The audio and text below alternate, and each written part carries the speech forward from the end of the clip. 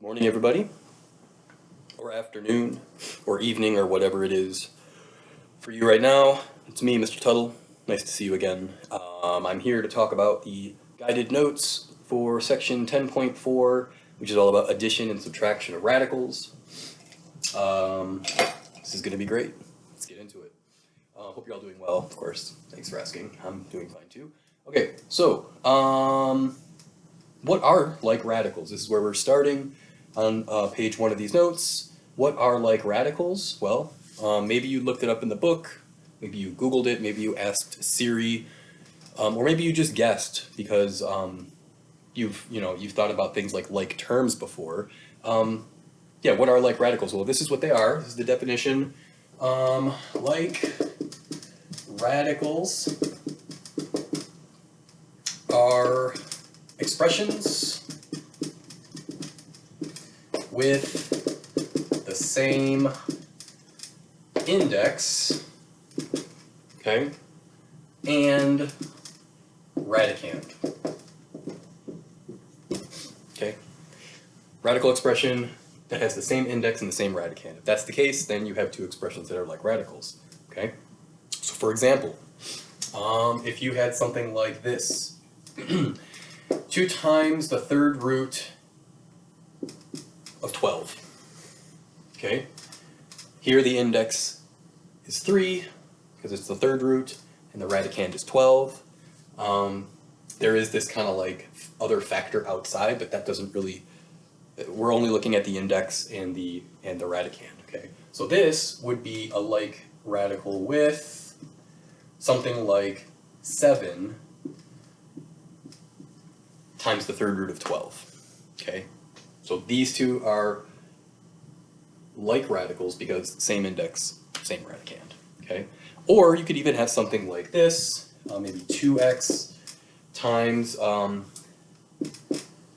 square root of x and 3y times the square root of x. Okay, both have the same index, both are square roots, both have the same radicand, which is x. This stuff outside doesn't matter when we're talking about like radicals. Okay, so those are 2 examples. I'll just give one more example just because I've got more space down here. What if you had something like 5xy times the 4th root of ab squared? And I don't know, how about then just this? The 4th root of ab squared. No number in front, but same index, same radicand, like radicals. Okay, so there you go. That's what they are. There's some examples. But I know what you're all thinking.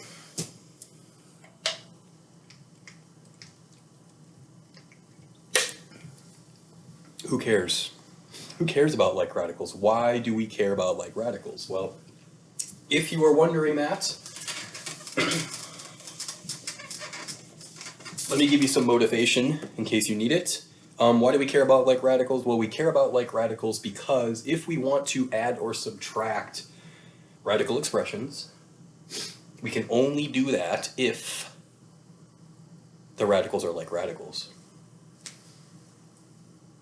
You must have like radicals in order to add or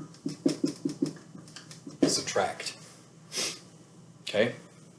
So that's why.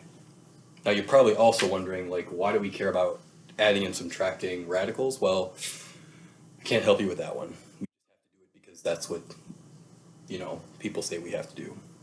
Alright? Okay, let's talk about some examples. We'll finish up page 1 here.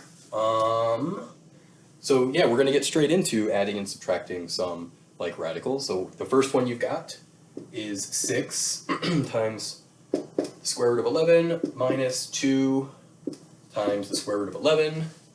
Okay, first thing you'll notice is that we do have like radicals. So we can do this subtraction.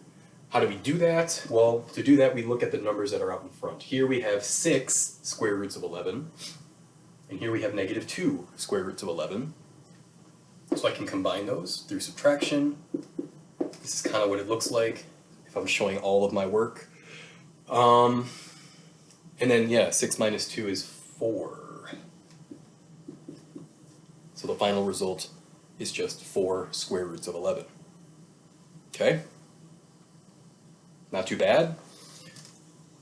The other ones, well, this next one, okay. All right, square root of 3 plus square root of 3. Low key, in front of both of those, we have a 1, yes. And so, and they're like radicals, both square roots with the same radicand. 1 plus 1 for the numbers out front. The things that we're adding are square roots of 3. Put it all together and you get 2 times the square root of 3. That's it, right? Got a little bit more space down here at the bottom, so I can do this last one. Square root of x plus square root of y.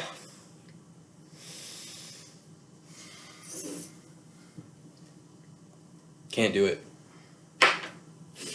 Why? Well, because, I mean, they're the same index, but the radicands are different. So this is as simplified as it can get. There's nothing more you can do with it. So I guess we're done with these examples. Hopefully that was helpful enough. If not, hit me up in office hours. I'll see you later when I come back to talk about page 2.